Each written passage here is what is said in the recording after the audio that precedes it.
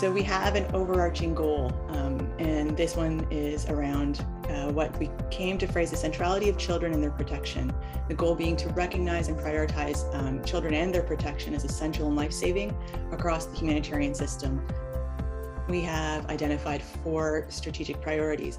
The first one is accountability to children, which includes ensuring their meaningful and equitable participation.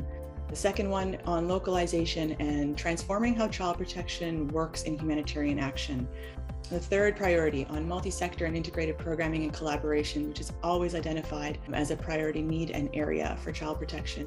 And the fourth one, prevention, population level prevention, really strengthening what we do on that, and then also pushing the broader humanitarian system on that.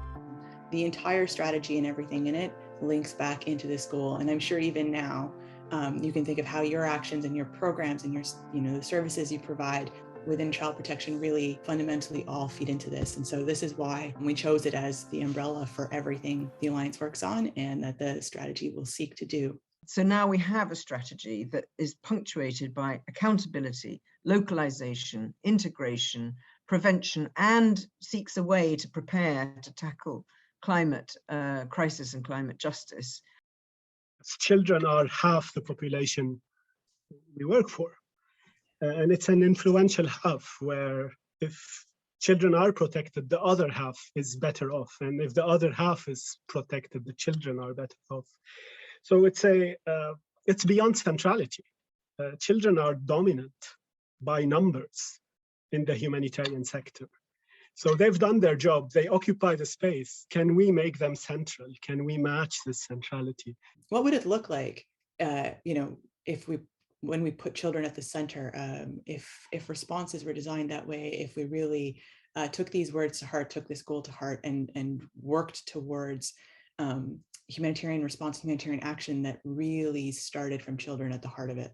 To me, it's about bringing children to the adults' table, or maybe adults to the children's table. It's bringing the voices of children to situation analysis. In concrete terms, we're talking about children's participation in all aspects of the way that we do humanitarian action, in the assessment, in the design, in the monitoring, in the metrics.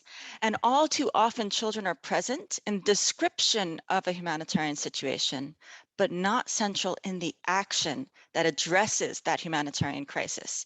For example, if we look at the food security sector that would go to a village and count if there are enough calories on the tables, we have to see what's also happening under the table. Do we have enough food on the table because children are working in a horrific condition? Do we have food on the table because kids had to be dropped out of school to be able to put food on the table? Do we have food on the table? When we look at a child, it is not only those food security needs, it's all of those other needs as well. And so a holistic picture of a child. And that's what brings us to putting the protection of children at the center of our work as well.